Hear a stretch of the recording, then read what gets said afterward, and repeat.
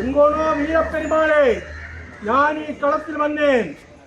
ശ്രീകണ്ഠേശ്വരത്ത് വാഴും ശ്രീ മഹാദേവന്റെ പള്ളിവേട്ട തുടങ്ങിനെ പ്രണവമന്ത്ര സ്വരൂപമായ ഓങ്കാരനാഥത്തിന്റെ അധിപനും 33 ദേവന്മാരുടെ ദേവനും ദൈത്യന്മാരുടെ രക്ഷകനും മാനവരുടെ ഈശനുമായ ശ്രീ മഹാദേവൻ ഗന്ധമാദന പർവ്വതത്തിലെ മഹാമേരുവിൽ കുടികൊള്ളുന്ന ശ്രീ മഹാദേവനെ സൂര്യചന്ദ്രന്മാർ സ്വർണ്ണവർണ്ണങ്ങളാൽ അലങ്കൃതമാക്കുന്നു. വായുദേവൻ സദാനേരവും ഭഗവാന്റെ തൃപ്പാദങ്ങളെ തടിമറയുന്നു.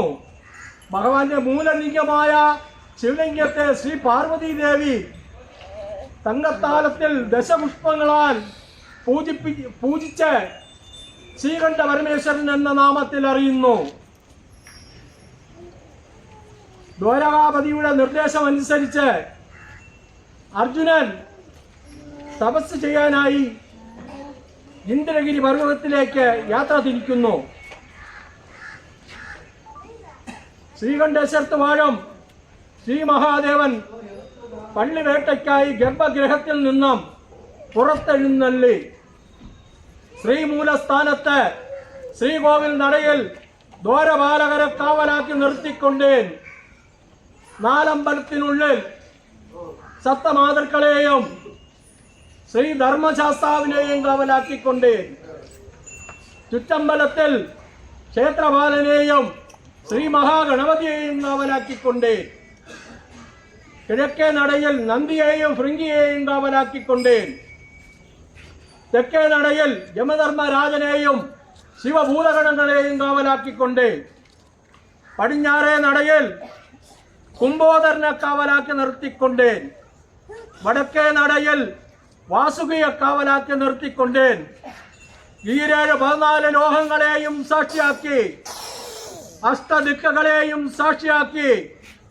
പഞ്ചഭൂതങ്ങളെയും സാക്ഷിയാക്കി നവഗ്രഹങ്ങളെയും സാക്ഷിയാക്കി ഭൂമി ആകാശം വായു ജലം അഗ്നി എന്നീ പഞ്ചഭൂതങ്ങളെ സാക്ഷിയാക്കി നിർത്തിക്കൊണ്ടേൻ കന്നിമാസത്തിൽ നായ്ക്കുട്ടിയിട്ട് കാർത്തിക മാസത്തിൽ കളിച്ചു വിളയാടിയ 6 നായ്ക്കളുടെ പേര് കാളനെന്നും കാളാശ്രീയെന്നും ദുഷ്ടനെന്നും ദുഷ്ടാത്മാക്കളെന്നും യമനെന്നും യമകിങ്കരന്മാരെന്നും ഇവരെ വേട്ടക്കളങ്കാവലാക്കി നിർത്തിക്കൊണ്ടേൻ ധനുമാസത്തിലെ മകീര നക്ഷത്രവും ശുക്ലപക്ഷവും കൂടിയ ഇന്നേ ദിവസം ശ്രീ മഹാദേവനും ശ്രീ പാർവതിയും കിരാത വേഷം പൂണ്ട് ഇന്ദ്രഗിരി പർവ്വതത്തിലേക്ക് യാത്ര തിരിച്ചു.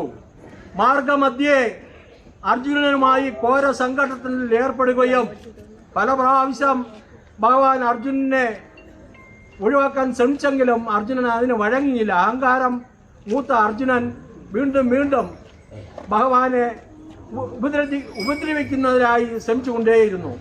അവസാനം ക്ഷിപ്രകോപിയായ ഭഗവാൻ തൂക്കിയടിച്ചു തറയിൽ. ബോധമറ്റ അർജുനൻ കണ്ണു തുറക്കുമ്പോൾ പരമശിവനും പാർവതിയും മുമ്പ് നിൽക്കുന്നതായി കണ്ടു. സുപ്രപ്രസാദിയായ ഭഗവാൻ അർജുനന് എല്ലാ വരങ്ങളും കൊടുത്ത് പാശുവാസ്ത്രം നൽകിയ ശേഷം കാട്ടിനുള്ളിൽ കടന്ന് വേട്ടമൃഗത്തെ ലക്ഷ്യമാക്കി വേട്ടമൃഗമായ വരാഹത്തെ ലക്ഷ്യമാക്കി ഭഗവാൻ അമ്പ് തൊടുത്തിനേൻ. എന്നെ കെട്ടിനേൻ, നിന്നെ കെട്ടിനേൻ, ഭൂലോകം മുഴുവൻ കെട്ടിനേൻ, അതാ അതാ ഇതാ ഇതാ പിടേ പിടേ കെട്ട് കെട്ട് ആ